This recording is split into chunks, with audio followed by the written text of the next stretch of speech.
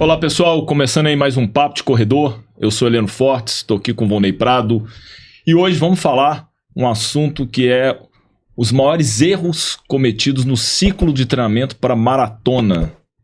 Mas antes disso, vamos falar que é super importante toda vez a gente lembrar, um erro é não ter uma boa noite de sono, sabe? Então para isso a gente tem nosso parceiro Ortocrim, que é para garantir uma qualidade de sono, para que você consiga exercer suas atividades, os seus treinos, recuperar adequadamente para ter um dia seguinte bom e bem produtivo.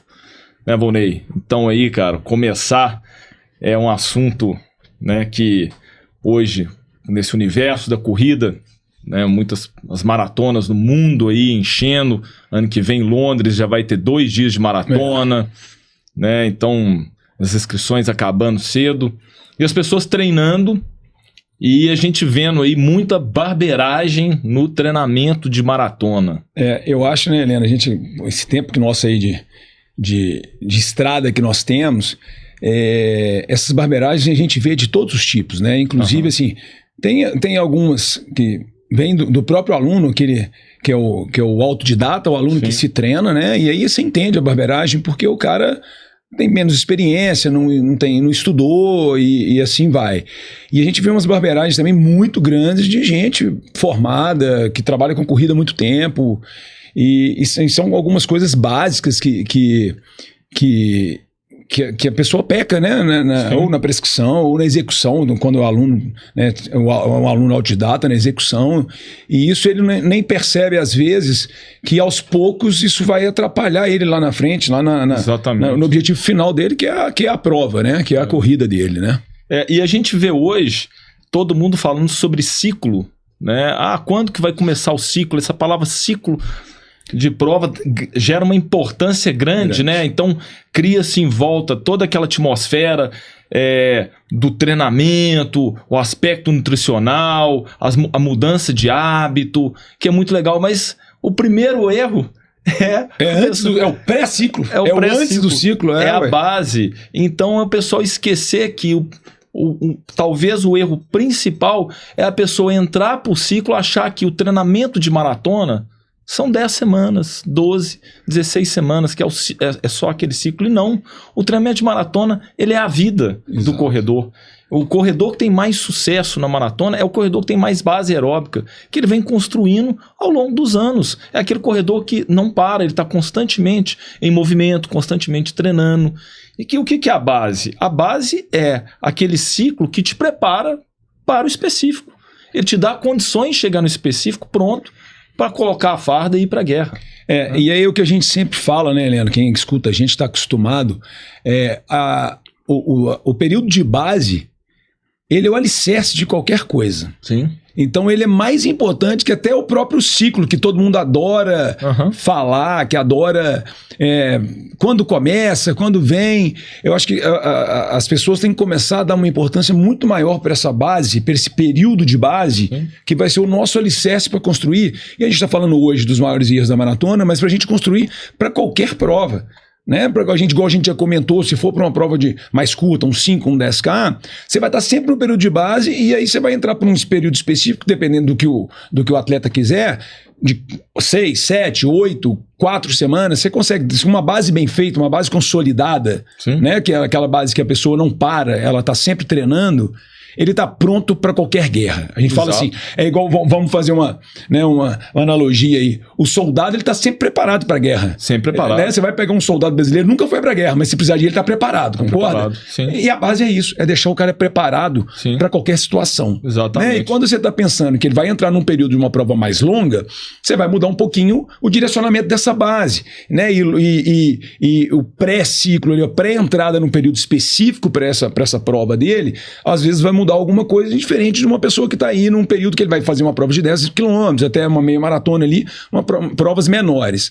Mas a construção dessa base, né? E a permanência nessa base é mais importante que até a entrada do tal ciclo que todo mundo adora, que todo mundo adora. E a gente vê muitos alunos ingressando e procurando a gente para treinar, para fazer sua primeira maratona, e aí você vai conversar com eles, mas o que você vem fazendo? Eu treino pouco, treino 2 vezes por semana, 3 vezes, tô com volume baixo, ele procura 3 meses antes. Quer dizer, a gente vai colocar ele para correr. Mas é um ciclo muito pobre, ele não fez a base. Então, é como se ele quisesse entrar numa aula de inglês de conversação. E, né, para 3 meses ele quisesse aprender a conversar, falar inglês em 3 meses. Sendo que ele nem aprendeu o básico, então ele não vai conseguir. Né? Ele vai como é que fala? Ele vai mexer um pouquinho ali dentro. Você vai dar uma maquiada no negócio, né? Você vai conseguir maquiar, levar ele para a prova, mas possivelmente não vai ser uma coisa muito agradável para ele, porque ele não vai estar preparado num nível que ele poderia estar se ele tivesse construído essa base, esse período antes, né? Físico e mentalmente. Mentalmente, né? Com certeza. E mentalmente. Então, é super importante você ter esse período de base para poder entrar no específico. Isso é para qualquer nível de corredor. E a base, o que é a base? A base é o ano todo. Ela é o ano todo.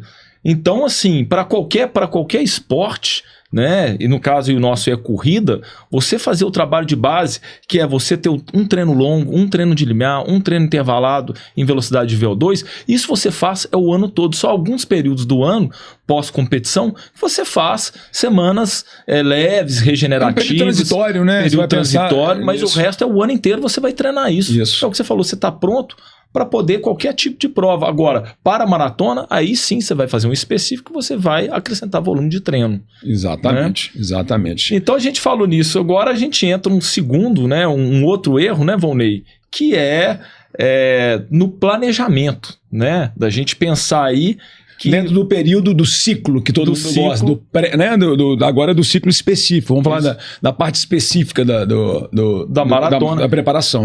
Que é muitas vezes você não ter um tempo adequado para aquilo. Que a gente sabe que você precisa de, pelo menos, a gente aqui na HF, a gente gosta de trabalhar com 10, 12 semanas. Isso. Seriam aí as 12 semanas, você pega 10 semanas em que você vai ter altos volumes, com treinos de ritmo, e 2 semanas que você vai fazer o polimento. Vai ser o descanso, que você vai descer o volume, vai descer a serra. Né? Tem programas de treinamento que chegam a 16 semanas. A gente já viu que a gente não gosta muito de 16 semanas, porque satura muito o emocional, o mental do aluno. Eu acho que, assim, para você falar em 16 semanas hoje, né, dentro da experiência que a gente tem, você tem que pegar as 4 últimas semanas e elas estão sendo a finalização do período de base. Ou então que seja uma transição. Perfeito. Uma transição para entrar no período específico. Que essas 4 semanas seja um pouco de aumento de volume, que você vem com a base, principalmente, e ela vai variar muito dependendo do aluno, né, Leandro? Dependendo do que o aluno quer, já tem condições de fazer. Porque essas 4 semanas ela pode ser importante se for um aluno iniciante ou um aluno que não tem um volume muito grande, tanto semanal quanto de sessão de treino, onde você vai usar essas 4 semanas para começar a preparar ele para receber esse volume semanal. Porque automaticamente, se você aumentar a sessão, você vai aumentar a semana dele. Então você prepara ele nesse período, nessas 4 semanas aí que vão inteirar 16 semanas. E um aluno, né, um aluno que já é um atleta que aí tem altos volumes de treino, que vão pensar ali de 60, 70 quilômetros semanais para cima, é um atleta acostumado a fazer longo ali de 1h30, 1h40, até 2 horas. Vamos pôr 1h30, 1h40. Então esse atleta, com 2 semanas, você está fazendo ele está fazendo sessões de longo de 2 horas, 2 horas e 10, sem menor problema, porque ele está acostumado a fazer 1h40, 1h45 toda semana. Você pensar em aumento de 10% por semana, né? Ele vai aumentar ali, você está 1 hora, você está em 10 minutos por semana, são 20, já chegou 2 horas e 5, né? Exatamente. A gente vai pensar nisso aí. Então, aí dependendo do nível do atleta, isso para ele, 2 horas e 5 são 30 quilômetros. São 30 quilômetros. E aí ele já está numa outra situação. Então, a gente pensando nesse negócio. Então, assim, eu acho que 10, 12 semanas, hoje, dependendo do nível, é o essencial, até mesmo porque para você não cansar esse atleta, para você não errar a mão lá na fase final, né? E a gente vê na prática, ao longo aí de vários anos, que quando a gente tinha longos, períodos mais extensos, né, de ciclo específico, faltando 1 mês, os alunos já estavam entediados. Estavam cansados, já estavam falando assim, nossa, eu não estou aguentando mais. Fora que a gente associava também, a gente via muito isso com aparecimento de muita lesão. né? Os atletas não aguentavam. Isso. Então você tinha lesão ali de estiramento, você tinha lesão tendínea, né? Fora que o cansaço mental mesmo, de ficar ali 8, 10 semanas treinando. É difícil, a gente sabe que é difícil, cara. Você pegar uma coisa é quando é uma novidade, você vai lá primeiros semana do ciclo, segunda semana, que é tudo lindo, você acorda cedo. Agora, quando você fala assim, puxa, de novo, eu tenho aqui hoje 2h30 de corrida de novo, eu já tenho 5 semanas que eu tô fazendo isso, né? E aí você muda o lugar, muda o campo visual, mas são 2h30 do mesmo jeito, então você vai ter que trabalhar, contar aquela história para você. O dia seguinte, o dia anterior, você tem que se resguardar, deitar cedo, fazer uma reposição de carboidrato. Isso mexe com toda uma rotina sua de vida, até pessoal, né? Isso, então, para muitos aí que tem uma rotina mais conturbada, que viaja muito, trabalho, família, isso às vezes começa a interferir negativamente. Negativamente, com certeza. Né? Quando você tem isso. E a gente pode falar, né, Volney, tem um outro fator próximo a isso, que é a criação da meta, né? Que a gente fala que um erro que tem é quando o aluno não coloca uma meta. Ele não tem um objetivo definido, né? Ou ele tem uma meta que não condiz com a realidade dele, né? Ele tem uma meta que não condiz. Então, faltando aí 12 semanas, ele está num nível técnico que, teoricamente, ele faria um número X numa prova e ele quer fazer uma marca muito mais expressiva que ele não tem condição de fazer. Então aquilo ali vai mexer com ao invés de gerar motivação, com o passar vai gerar frustração. Ele vai começar a desanimar com o que ele programou. Exatamente. Eu acho que a meta ela tem que ser, né, desafiante e atingível. E ele tem que pensar nessa meta, um erro que acontece, aí a gente pode falar nessa situação, que a gente já passou por isso várias vezes com o aluno. Você tem vários tipos que podem aparecer. O aluno iniciante com uma meta muito ousada, né? E aí é um problema. E o aluno iniciante que não tem um pensamento, não tem uma meta. E isso também é um problema, porque ele não tem um objetivo. E ele, talvez, por ele não ter esse objetivo, qualquer coisa tá bom. E aí aquela disciplina dele para seguir o treino, ele não vai ter. Não vai ter. Porque ele não tem uma coisa que ele almeja que ele vai ter que buscar por aqui. Sim. E uma outra coisa que a gente vê muito, e essa aí é muito comum, é aquele atleta que já é corredor, que já fez maratona, já correu, já tem alguns objetivos alcançados, e às vezes por alguma coisa ele está parado, ele está voltando, e aquele objetivo dele é um problema. E aquela meta que ele já fez é um problema. Porque ele se baseia nela e ele não está onde ele estava naquela época. Exatamente. Por estar parado, por idade, por algum outro motivo. Ou então ele não vai conseguir se dedicar como ele se dedicava naquela época. Isso. Então por isso que a gente tem que administrar esse tipo de coisa também. E é um erro muito grande, principalmente no corredor, no atleta que já é corredor. E ele tem que entender isso que você falou, é muito interessante, porque o tempo vai passando. Nunca vai ser... Você se basear no que você fez há 2 anos atrás, você está em outra época agora. Tudo mudou, né? Você está mais velho, você não está na mesma circunstância, possivelmente, de familiar, de trabalho. Então, você não está na mesma condição que você teve naquela época. Então, você tem que relativizar isso para a sua atual condição. Exatamente, seu atual momento, então, com certeza. O corredor que tem aquilo passado dele, ele tem que falar assim, ele tem que virar a chave e colocar ele no momento atual, né? E isso porque acaba gerando muita frustração no corredor. A gente vê vários casos disso com os nossos alunos, então sempre, igual você comentou, sempre se baseando no passado, então quer fazer aquilo e acaba frustrando, e muitos acabam parando de correr, parando de treinar. E uma outra coisa, Heleno, que principalmente no corredor que já corre, que já é corredor, que já fez provas e tal, é basear na meta do coleguinha. Esse é um outro problema. Você tem a meta do que você já fez e tem a meta do coleguinha. Você se comparar com alguma pessoa. Esse é um problema muito grande. Porque isso vai ser problema. Sim. Né? Para te desmotivar, para você até, eu falo, no caso, até abandonar, que eu falo assim, desistir da prova. Sim. Porque para isso acontecer, tem que estar numa sintonia perfeita, não só fisicamente, mas em toda a atmosfera que tem em volta. Exato. Né? Porque Exato. uma coisa a gente tem que lembrar que o treino, ele é 1 hora do seu dia, 1 hora e meia que você está ali. Fora isso, você tem um bombardeio de variáveis que estão chegando para você ali e que ela é diferente. O que você recebe é diferente do que eu recebo. Exatamente. Né? A sua vida pessoal em casa... Você vai para casa tomar uma sauna, tranquilo, massagem, eu tenho que trabalhar, correr atrás de menino, né? Dou uma dormida depois do almoço... Né? E aí não tem jeito mesmo. Ué, então como que eu vou acompanhar? Tem gente que tem esses privilégios e tem outros que não tem, né? Não, mas é sério, isso é muito sério, realmente. Né? Até nessa situação a gente tem que comparar as coisas, a gente tem que relativizar as coisas. Sim. Tem jeito, então você ter essa questão de meta, e quanto mais ela for específica e você traduzir ela para a sua atualidade, melhor e mais fácil vai ser na hora de traçar o seu plano de treino. Então, e o que acontece muitas vezes hoje são essas metas irreais ou não ter meta. Né? E entrando para a parte técnica, né, Volney? Agora entra aquilo que a gente fala muito, que é a questão de volume. Né? E a gente vai falar agora de volume de treino longo, que entra também no que a gente colocou antes. O longo, a gente tem que pensar que o longo ele é relativo. Sim. A gente pensa sempre em tempo de exposição, porque a musculatura, o coração, o corpo, ele não entende quilômetro. Exatamente. Mas ele entende o tempo que você está correndo. Então, 2 horas de corrida, 2 horas e meia, e aí você traduz isso para distância. Né? E aí a gente pensa assim, o corredor rápido, o que é o corredor rápido? Vamos pensar o corredor 3 horas para baixo, sub 3. Ele não precisa fazer longos de 3 horas. Você não vai expor o risco-benefício disso, de você expor ele para longos de 3, porque ele vai ficar praticamente quase 42 km correndo.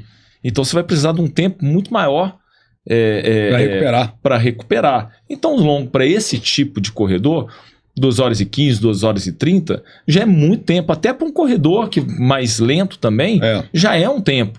Mas sempre que o pessoal tem que entender pegue o tempo de exposição, o pace de treino longo, e aí você prescreve a distância necessária, né? A distância que vai requerer. E aí você tem que tomar cuidado assim, né, nessa prescrição e administrar a distribuição desses longos de volume e quantidade dentro do período que você vai trabalhar. É aquilo que a gente comentou. Se você estiver pensando num período de 16 semanas, você tem que tomar muito cuidado. Sim. Se você usar 16 semanas com longos de 2 horas, 2 horas e meia, você vai, independente do nível do atleta, você vai estressar esse atleta para chegar na prova. Sim. Você tem que tomar cuidado. Né? Então, assim, por isso que eu falo, quando você vai pensar em 16 semanas, as 4, 5 primeiras semanas iniciais, ela tem que ser transitória. Principalmente se for para um atleta iniciante, um atleta que não tem um volume muito grande. Então, para os atletas mais treinados, a gente entra com um tempo menor, porque para evitar esse estresse, né, físico dele mesmo e mental, claro. Né? E tem que entender essa distribuição, né? Eu acho que é muito importante também, que você não vai falar assim, então vou treinar 10 semanas com 2 horas e meia de sessão de treino. Não, cara, 10 semanas com 2 horas e meia é muita coisa. É muita coisa. Então você vai entender, você vai trabalhar, vai ter semana que vão ser 2 horas, vai ter semana que vão ser 2, 3 direto com 2 horas e meia, vai. Exato. Mas você vai pôr uma com 2 horas, uma 2 horas e 10. Uma em progressão, você vai variação de ritmo, né? E aí até, às vezes você vai manter o mesmo tempo, mas a intensidade do treino vai ser diferente. Vai ser diferente. Então você vai trabalhar em cima disso. Depende do que você vem construindo no ciclo, na semana. E esse é um problema que a gente comentou lá no início, do primeiro erro, que o autodidata não vai entender isso. Não vai entender. Como ele vai distribuir isso aí. Ele vai replicar só. Exatamente. Ele vai só replicar. Exatamente isso e aí. entra o principal erro aí, que é qual intensidade que é feito longo. Qual que é o ritmo que é feito longo. E não pode ser feito muito longo, é muito lento, né, cara? Muito lento, porque tudo que você pensa tem que existir transferência. Então, um longo muito lento, vamos pensar, um atleta que quer correr uma maratona, sub 3, que é 4,15 por quilômetro. Se ele fizer os longos dele ali 20% mais lento que aquele, ele vai correr o longo praticamente a 5 por mil. 5 por mil. Não tem transferência nenhuma. Né, esse ritmo para quem quer correr em 4,15. Ele vai correr aí no máximo em 5, 7% mais lento para ter a transferência necessária, né? Que seria o que você vai correr 4,15, vai correr 4,25, 4,30, né? 4,30. Um dia muito cansado, 4,35, mas ele fazer esse longo muito lento, o que a gente vê é que não tem transferência. Tem transferência. Não tem transferência. Por quê? Porque ele precisa de ter adaptação próxima do ritmo que ele vai correr.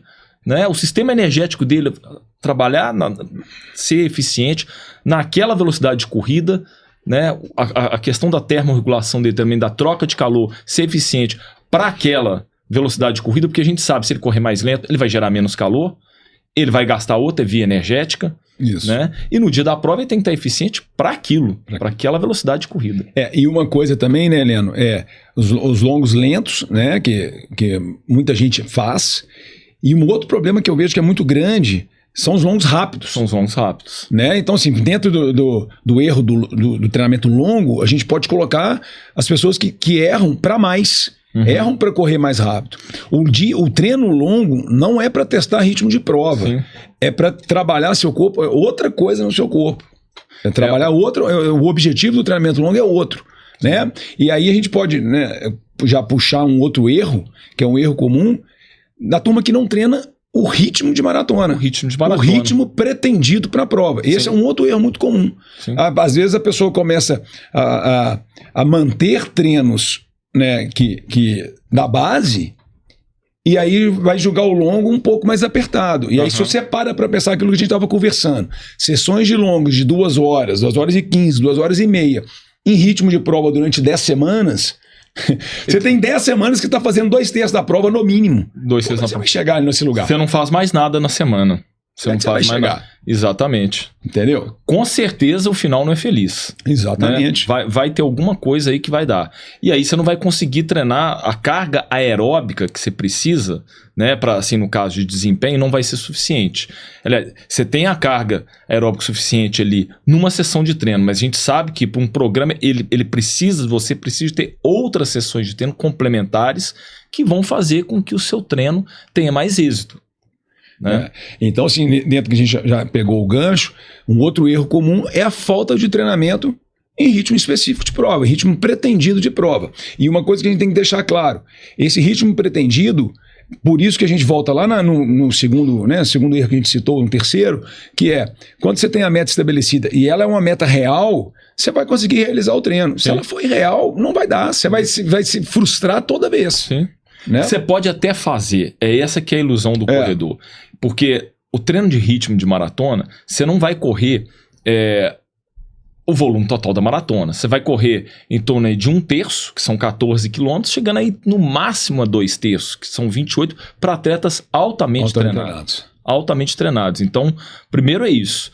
E depois que é o seguinte, você tem o atleta quando ele corre, a gente já viu muito isso,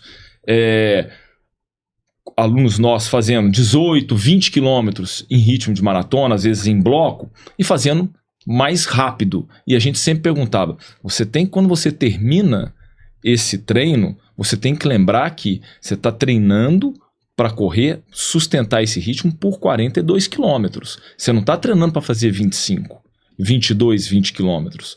Então é uma projeção. Quando você faz esse treino, você está pensando lá na frente.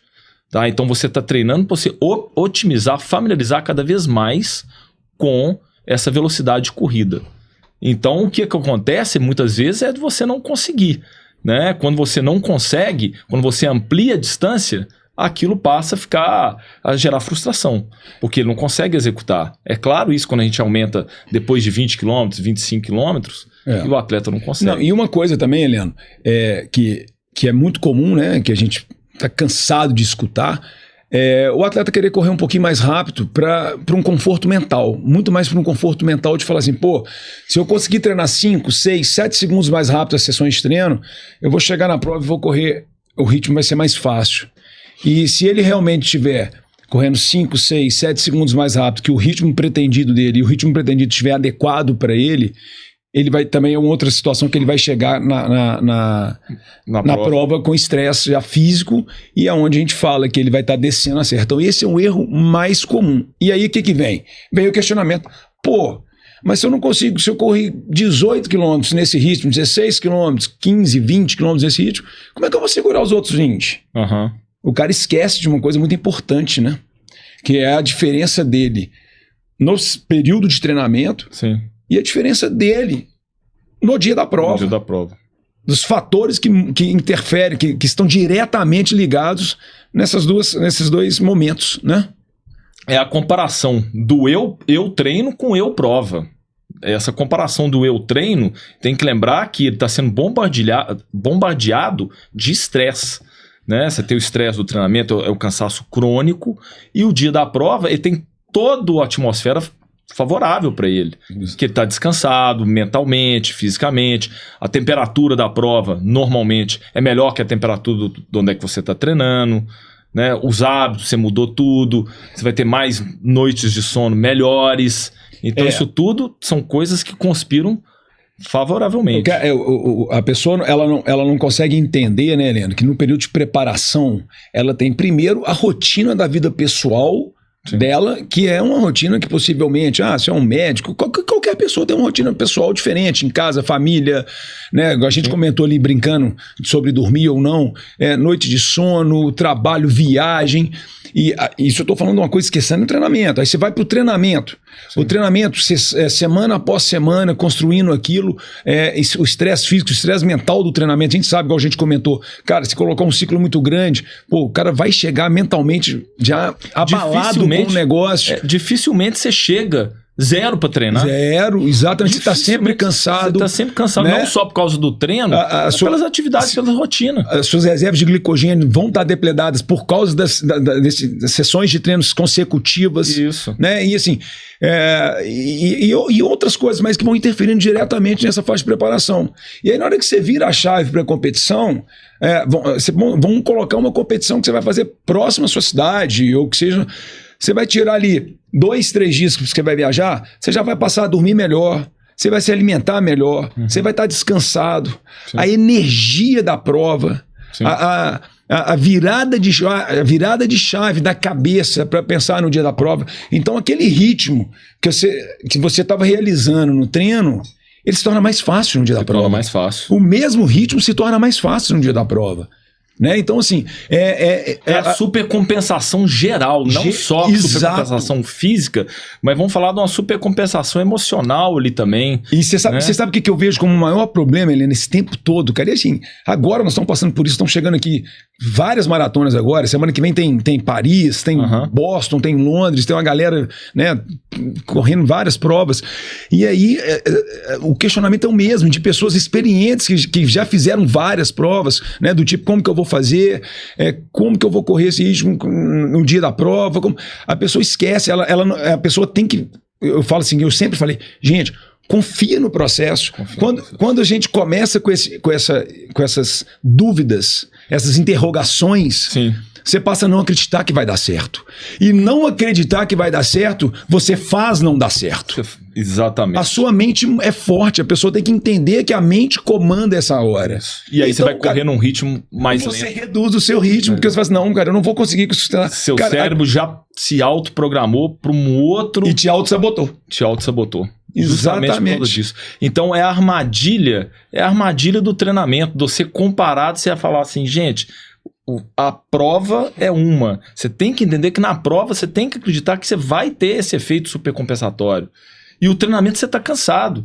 Então eu falo com o pessoal o seguinte, a primeira semana é linda, a segunda semana, na quarta semana de treino de maratona, você tem vários questionamentos das pessoas assim, achar que está piorando. Pô, cara, eu não consegui fazer aquilo. Tem alguma coisa errada. E aí começa a entrar no nível de autossabotamento. Exatamente. Só que ele está num cansaço crônico. Ele está num cansaço acumulado. E isso faz parte, por quê? A maratona é uma prova que você tem que aprender a correr cansado. Depois, claro. o terço final você vai correr muito cansado. Muito cansado. Então, nada mais é que qualquer sessão, mesmo uma sessão leve, você vai estar com dor muscular, você vai estar cansado. Você está treinando o seu corpo a realizar aquela sessão, a sua mente, né? Então, quando você entrar para uma sessão de treino e ter aquela sensação de que tá piorando, não é que você tá piorando, você tá cansado. E é normal você sentir esse cansaço. O estranho seria se você ficasse inteiro o ciclo todo. Não tem como. Exato. Né? Claro, até se você estiver fazendo treinos em ritmos mais leves, você não vai ficar, porque o volume é muito grande, né, Helena? Não tem jeito, alguma coisa vai pegar. Em algum momento vai pegar, não tem jeito. Sim. Né? Um outro erro comum, né, Helena, que a gente tem também, principalmente a gente que não gosta muito, e a gente vê muita gente fazendo, são sessões de treinos curtos, né, cara? No período específico da maratona, né? Sim. É aquela história, a gente tem que pensar tudo, você pensa em transferência. Então, para que você vai fazer séries de... Né, uma pessoa que treina 4 vezes por semana, ela vai tirar uma sessão dela para fazer 20 de 400, 10 de 400, 15 de 400. Quando é um atleta que treina 14 sessões por semana, um profissional, ainda é justificável. Mas para quem treina até 7 vezes por semana, 6 vezes, você perdeu uma sessão daqui, porque depois a sessão anterior e a próxima sessão tem que ser treino leve. Né? Então você vai fazer aquilo para fazer um treino de VO2. O VO2 você faz na base. Exatamente. Você não vai fazer VO2 na série específica. É uma velocidade muito acima da velocidade pretendida. Então, na maratona, você treina, como se diz, na zona mista. Né? É uma velocidade, você tendo um pouquinho, alguns treinos um pouco acima da velocidade de prova, que são velocidade limiar. São sessões limiar, claro. As velocidades dentro da velocidade de prova, uma sessão, e as velocidades abaixo, que são os treinos longos, os treinos de rodagem. Você não vai treinar nos extremos, que é muito leve demais, que não gera adaptação, e o rápido em velocidade de VO2 para cima, que também, nesse momento, não vai te dar adaptação. Porque você treinar em velocidade de VO2, o que acontece? Você fica com o volume comprometido também. Porque o volume do treino, igual o cara vai fazer... O que ele vai transferir e fazer 6 tiros de 1000? Igual você tinha dado um exemplo, por exemplo, você pensar em 20 de 400. Cara, 20 de 400 são 8 km. São 8 km. E aí 20 de 400 também, na velocidade de VO2... Só um atleta muito bem treinado para fazer, né, Leandro? Você não vai colocar um atleta, né, iniciante para fazer 20 séries de 400. Então, assim, às vezes esse atleta que não tem condição de fazer um 20 de 400, talvez ele tenha condição de correr 8 km no limiar. Fracionado, 8 de 1000 no fracionado, né, alguma situação 4 de 2, 3 de 3, enfim. Funcionaria se fosse 20 de 400 em velocidade de limiar, com pausa curtinha, mas aí eu prefiro... o tempo de exposição dele vai ser maior no estímulo. Eu prefiro fazer 8 de 1000, claro. 4 de 2, se for para poder pegar 8 km de limiar, eu prefiro ter um tempo mais extenso na série do que no estímulo, ele fazer estímulos curtos, né, com série de 400, de 500 metros. Porque a maratona você vai correr, é uma distância... Né? É um tempo de exposição 3 horas. 3 horas, 3 horas e meia. Então, você vai ficar correndo séries de 1 minuto? Onde você vai ter essa transferência? Exato. Né? Então, esse para mim é um erro drástico, velocidade alta em treino de maratona. No ciclo específico. Ciclos específicos. Você treina na base. Isso né? aí. Tem o outro, né, Volney, que a gente fala aí, que é você treina, né, da forma que você treina, você vai competir. Então, se você bebe só água no dia do treino, não vai inventar de tomar uma Coca-Cola no dia da maratona, que vai dar errado. Claro.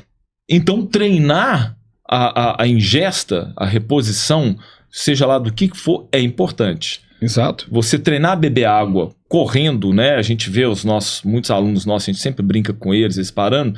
No dia da prova, você vai ter mais dificuldade de treinar, de correr, tomar água correndo. Então, coisa boba, né? Fazendo coisa simples. Coisa simples. Então, se você busca o seu desempenho e você não quer parar, né, na hora da prova, treine correr tomando água. Tomar o gel de carboidrato, usar a cápsula de sal.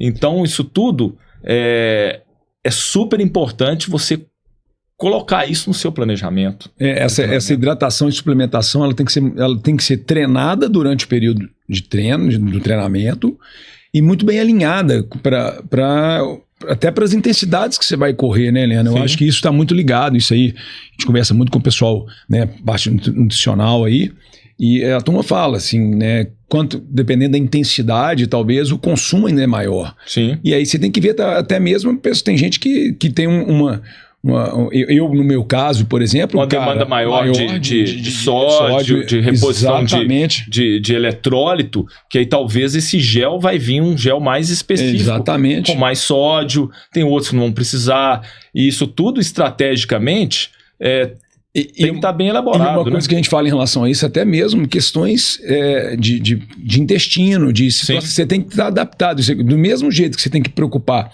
com a sua alimentação, pré-treino e pré-prova, você tem que preocupar com a sua alimentação, com a sua suplementação intra-treino e intra-prova, né? Durante o período. No período de treino, o que você pretende fazer na prova, você já vai tendo todo esse ensaio, toda essa parte. Se você Porque a hora de errar é no treino. A hora de errar é no treino. Então, se você vai fazer a prova de jejum, né, só com a alimentação do dia anterior, beleza. Você vai entrar ali, você vai colocar na sua estratégia quais vão ser seus gels que você vai tomar, qual o momento, o ponto seu de hidratação, verificar também como é que é a demanda da prova. Quando eu falo demanda da prova, se é uma prova mais quente, se é uma prova fria, se é uma prova que tem um perfil altimétrico, né, diferente, onde que vão ser os postos de hidratação normalmente da prova. Por quê? Não adianta também você treinar. Aqui eu treino tomando água de 3 em 3 km. E na prova vai ser de 6 em 6. Você tem que então começar... Onde você vai arrumar esse 3 em 3. Exato. Porque lá na prova você não vai conseguir ter 3 em 3. Então você vai ter que treinar, tomar de 6 em 6. Exato. Né? Exato. Então você vai ter que fazer isso, um ensaio, para que seja próximo, replicar próximo, que você vai... Bem próximo, exatamente. No dia da prova. Exatamente isso. E assim, um outro, né, a gente colocar aqui como um último erro que a gente vê nessa fase de preparação é no polimento, né, Eliano? Erro no polimento, né? O polimento, o pessoal tem que entender que o polimento, ele não é a ausência de treino, não é tirar o treinamento. Ele é uma redução de volume e a gente mantém alguns treinos de intensidade para manter o condicionamento. É onde que o atleta vai começar a descansar, né, e ganhar força, né, ganhar energia, recuperar todo o sistema dele para que ele chegue na prova em 100% do condicionamento dele. E tomar cuidado na hora que a gente fala em redução do volume, porque essa redução ela acontece, mas não é uma redução drástica também não, né? Assim, claro que ela vem numa progressão de redução e a progressão de intensidade, mas tem gente que acha que é treinar 2 vezes na semana, tirar 3 dias de treino, né? A pessoa já corre 5, tira 2, 3, a redução fica muito grande. E tem que tomar cuidado com isso. Né? Porque pra você não entrar numa fase até de destreinamento, né? Até destreinamento. E aí, dependendo como é que se você passa, a diminuição você passa a não alinhar isso com a parte nutricional, você pode começar a ganhar peso também, o que vai ser prejudicial para o seu desempenho na prova. Então isso tudo tem que estar bem alinhado, porque um polimento mal feito, você pode jogar uma parte de todo o seu planejamento embora. Você pode jogar, se você não souber como fazer o polimento, que é a questão, as pessoas, agora acabou, eu fiz o último treino, né, que a gente brinca que é o treino, na HF a gente faz ali um treino pronto, que é 2/3, 25, 28 quilômetros de treino de ritmo de prova, né? Aí o cara acha que aquilo acabou. Não acabou não, você ainda tem 2 semanas de treino, em que você vai ter que tomar muito cuidado, tem alguns ajustes que vão ser feitos, tá? E o que acontece muitas vezes quando a pessoa teve algumas intercorrências no ciclo, ele chega na parte de polimento e querendo fazer alguns treinos de validação. Exatamente. Né? Exatamente. Eu vou correr. E que nessa hora, esse treino de validação agora, ele não vai validar mais nada. Mas para poder ganhar confiança. Você pode até ganhar a sua confiança, mas isso você está perdendo o condicionamento. Isso. Você vai só estressar seu corpo, o tiro vai estar indo para o lado oposto. Exatamente. Né? Exatamente. O tiro está indo para o lado oposto. Então você as 2 semanas são semanas que você vai descer o volume. Existem alguns treinos de intensidade que vão ser feitos para você chegar lá na melhor condição possível. Exato. E aí volta naquela frase que eu falei, né? De confiar no processo. Você não precisa mais se testar. Sim. Né? Você já veio se testando, vamos colocar assim, há 10 semanas, 12 semanas.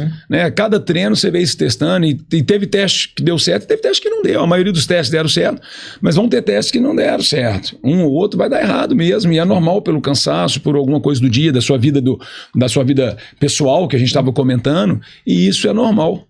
Né? Volney, e eu acho, assim, para a gente poder fechar, eu acho que a gente acompanhando ao longo aí de 23, 24 anos de treinamento de maratona, e a gente vê, volta a falar nisso, são alguns treinos de validação, de confirmação.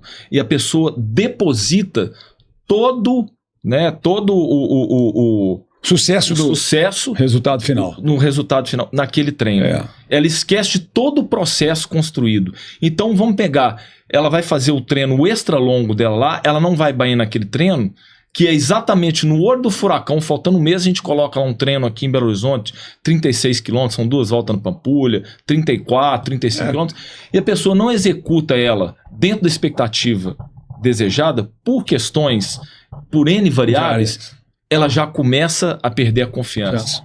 E às vezes ela está executando todo um processo de treino lindo, maravilhoso até ali, e ela começa a perder, a desconstruir a confiança dela por causa de uma sessão de treino, ou por causa de uma sessão de um treino a pronto que vai chegando ali, né, faltando 2, 3 semanas. Então esses, vamos falar assim, esses treinos de validação, de confirmação, eles não são eles que a gente são fala... garantia de sucesso? Não são eles. Garantia de sucesso. O que vai te garantir é a sucessão ali de todos os treinos. A gente brinca que é melhor você fazer 20 treinos bons do que 2 ótimos. Para maratona, o que vai te garantir é isso. Exatamente. Né? É ser todo o processo bem construído, tá? Bem arquitetado, com volume de treino, intensidade, dieta e principalmente no sono. Né? A gente lembrar que você pode construir isso tudo, mas se você não tiver noites de sono boas, isso vai atrapalhar na sua recuperação e com certeza vai abrir uma janela aí para lesão, infecção, viroses, gripes. E perda de desempenho. Consequentemente, perda de desempenho, com certeza. Então a recuperação é tão importante quanto você executar a sua sessão de treinamento. Lembrar que você passa 1/3 do seu dia deitado. No seu caso, você não passa, né? Você passa... Eu passo deitado, não passo dormindo. Você passa... Então, por isso que eu preciso de um colchão bom, que eu tô deitado, eu preciso dele, porque eu tô acordado nele. Então, vamos ter que falar com o pessoal lá. Você fica deitado, então tem que melhorar isso aí também, né? Mas tá certo. Mas é isso aí, pessoal. Obrigado aí. Encerrando aí mais um Papo de Corredor, onde hoje nós falamos sobre os erros no treino para o ciclo da maratona. Isso aí, valeu!